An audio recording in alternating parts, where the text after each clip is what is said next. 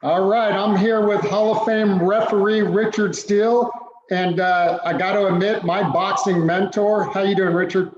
I'm doing great. You look good, Richard. How old are you now? 77. 77. And you feel good? Feel great. I feel great. Yeah. Well, that's I good. feel like That's I good. could go like maybe 10 rounds, not 12, but 10. You're not ready for a title quite yet. No. So, Richard, every time we talk, or every time a new day comes around, it seems like there's always a big fight that you refereed. Today is the 36th anniversary of the three greatest rounds in boxing history, Hagler-Hearns. What do you remember from that night? Well, it was an exciting night. It was an exciting fight.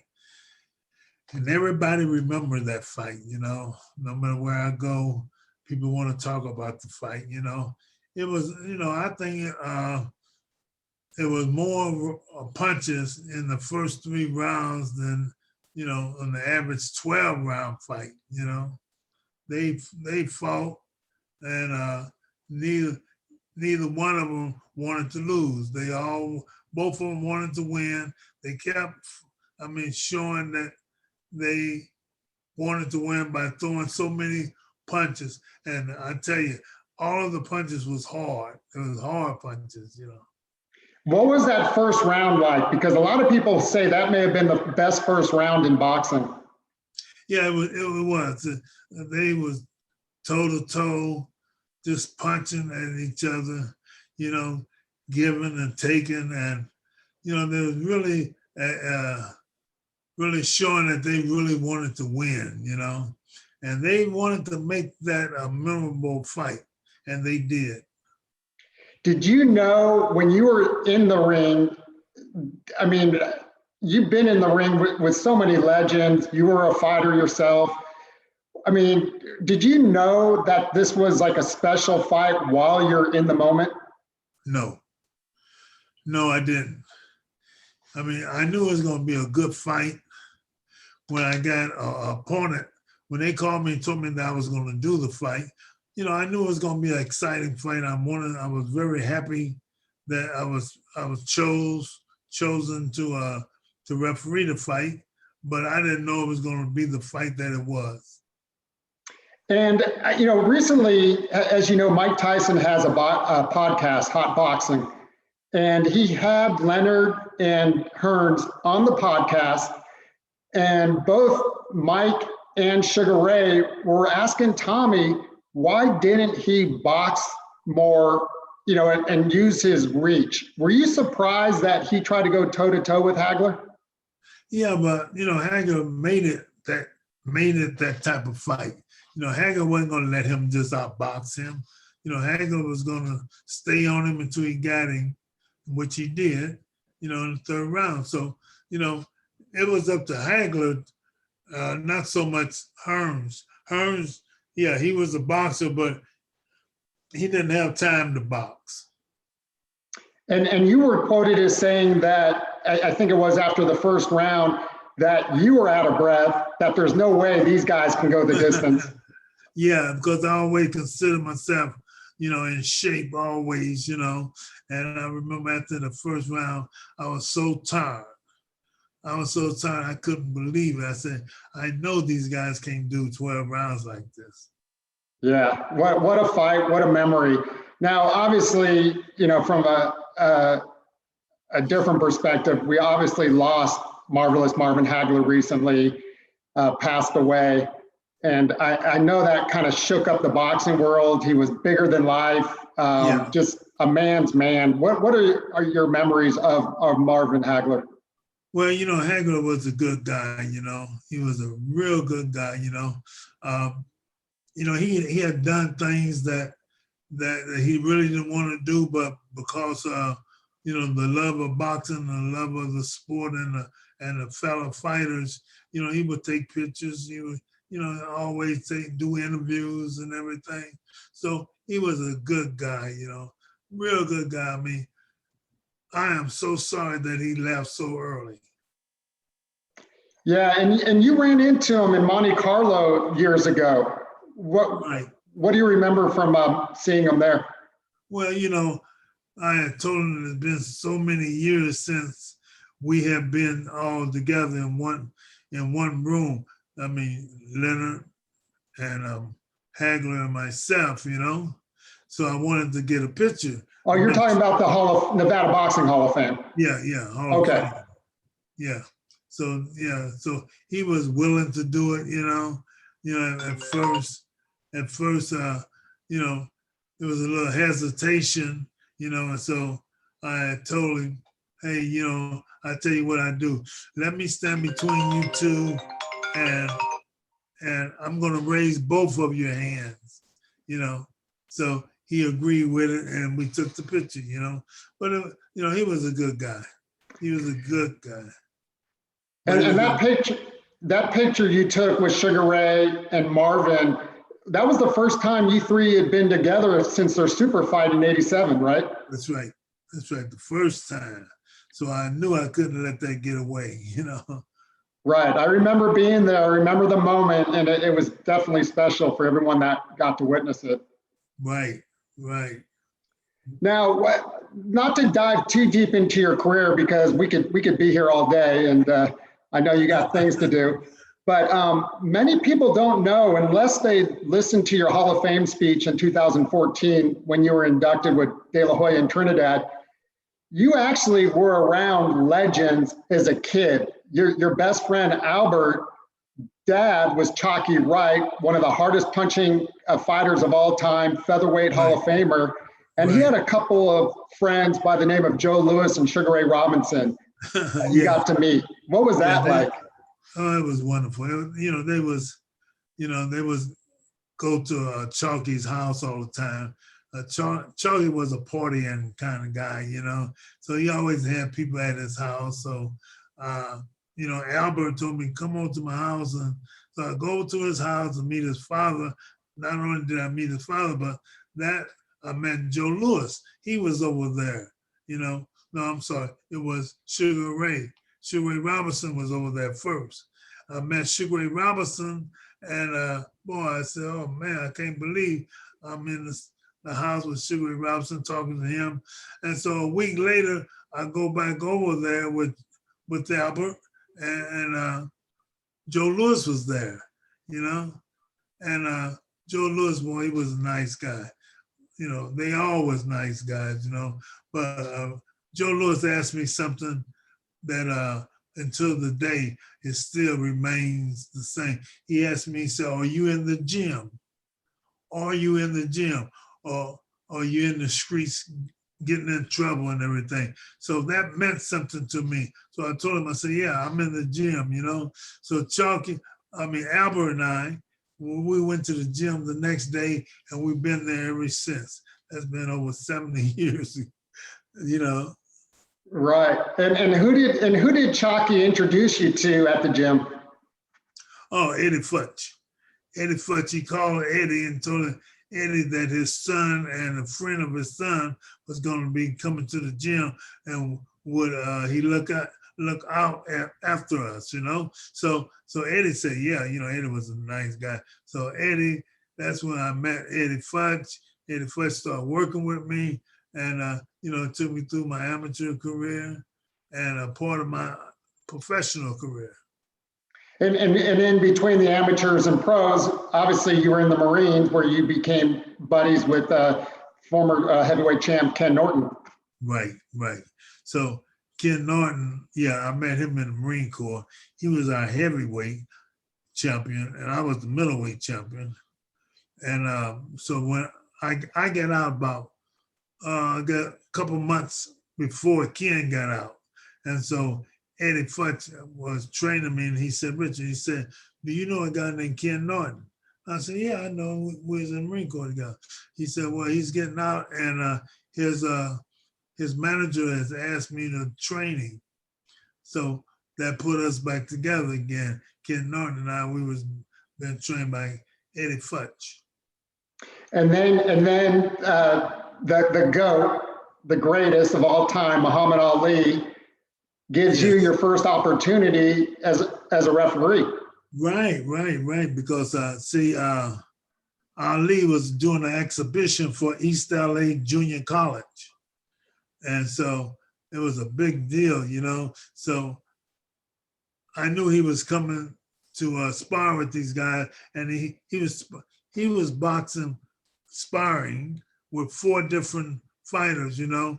And so Ali asked the boxing commission, Joey Olmos, he asked him, he said, let Richard Steele do my exhibition, because, you know, he knew I was just breaking in to refereeing. So the commission said, sure. So I did.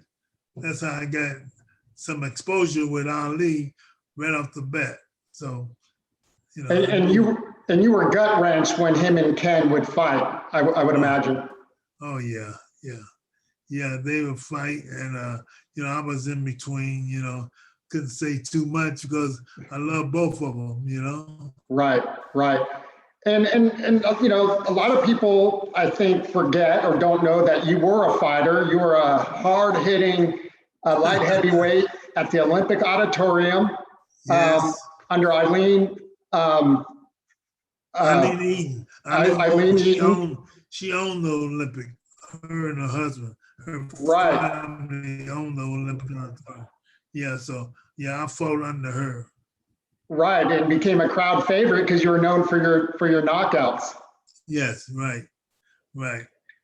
And a lot of people, I don't think, realize, Richard, your manager at the time, trainer Jackie McCoy. What can you say about Jackie? Jackie was a great guy, great trainer, and he had about 15, 16 world champions. You know, Mando Ramos, Raul Rojas, you know, Frankie Crawford. He had some great fighters, you know. And yeah, he trained me, him and Eddie, matter of fact, because him and Eddie Futch was good friends, and they had a couple of fighters themselves. So they both trained me. And yeah, Jackie McCoy was a great guy. He had a lot of good fighters, and he was a good fighter himself. That's what made him a good trainer. And also, he just got into the Hall of Fame. Obviously, there hasn't been a ceremony, but how proud and how happy to see him finally get inducted. Yeah, I'm very happy with that selection, you know, because he deserved it, because he really gave a lot. Right. No, I know that made you very happy. So, Richard, let's switch gears a little bit. I don't want to, like I said, I don't want to keep you too long, but on a big day like today, a huge anniversary where fight fans, you know, they want to know from someone like yourself who's been in there with the legends like Hagler-Hearns. You've been running a nonprofit since I've known you, keeping kids off the street, Richard Steele Foundation and Boxing Club. What can you tell people about that club and what you're doing for the community? Well, we do. We have a boxing gym, and we call it, you know, the foundation, Richard Steele Boxing Foundation, because, you know, we not only we teach kids how to box, but we have a classroom. I have different teachers come and teach different classes, you know, English, math, whatever, you know, give the kids something to really hold on to, you know. If they have any problems, you know, like, you know, we have a lot of Hispanic fighters. They might be having trouble with the English. So we have teachers to come and help the kids, you know, really learn how to speak English and write English. And, you know, a gym got to be more than just boxing, you know. You got to really give something to the people or to the kids, so to make them good kids, not only in the ring, but in class, in the classes, at home, in the neighborhood, you know. So I try to really give back to the kids a good educational foundation. That's awesome, Richard. I know you've kept hundreds and hundreds of kids off the street, and I'm sure that you've made a lot of great people from that. So yesterday I interviewed a fellow Marine of yours, also a Marine Hall of Famer, former Olympian, although you didn't make the Olympics, you went to the trials. But Jamel Herring came off the biggest win of his career against Carl Frampton. And we talked about you a little bit. He said hello. He wants one of these hoodies, by the way, so we got to get him a hoodie. Okay. But what are your thoughts about Jamel, and how excited are you for a fellow Marine? There's a lot of kinship there to be a world champion. And a good fighter. He's a good fighter, man. I didn't know he had that much in him. But boy, he really impressed me. He's gonna be around for a long time. Yeah, and he's 5'10", 130, Richard. Yeah. All of that works for him. Right. And the one thing I asked him was, I would never compare being in the Marines. He served two duties overseas. I would never compare that to, being a fighter, but, he did take up one of the toughest sports you could. Yeah. And he told me it was the discipline he learned in the Marines has really helped him as a prize fighter. Oh, sure. It really does. I've seen it, help even Ken Norton, the discipline and everything that made him a better fighter. Because, when you got to get up and run, and you got to do your exercise, you got to work out, and you got to put everything you got in your craft, in your workout and everything. Because that's what makes you a better fighter. So, I can see that in so many guys, So Harrington, when I watched him fight, I said, yeah, that's a Marine, That's great. I could see the proudness on your face. And yeah, he's a great guy. He's a great guy. So Richard, we'll wrap it up here. But when you see another one of your big fights, another anniversary, they keep adding up. And it gives you time to reflect. What kind of comes to mind just about your overall life and career in boxing? Well, just, I'm so happy that it worked out the way it did. I did good in boxing. Went to the Marine Corps, won the Marine Corps championship. I come out, I turned professional, so I won 14 out of 16. I won 14 professional fights out of 21 fights. So, my boxing career has been great. I've done more world title fights than, maybe one person might beat me out of that.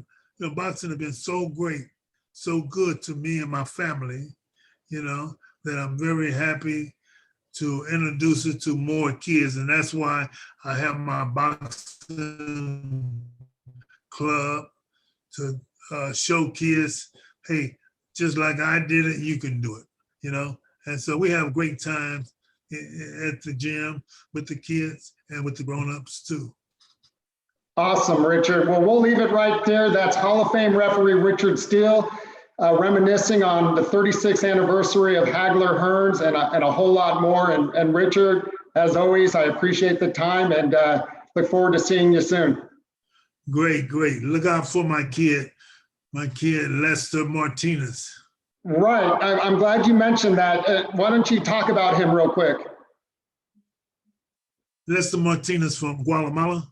He's a great fighter. He's 9-0 with 9 knockouts. And I've been, myself with Stephen Reed, we've been managing this kid for 2 years. And he's, like I said, 9-0 with 9 knockouts. And he's going to be fighting for the Guatemala Olympics. He's going to be fighting in the Olympics, representing his country, Guatemala. So look out for him. He's going to be something. Awesome, Richard. Thanks for reminding me. I meant to ask you about him. So Lester Martinez and Richard, thanks again. And we'll talk to you soon. Great, Jeff. Thank you. Thank you.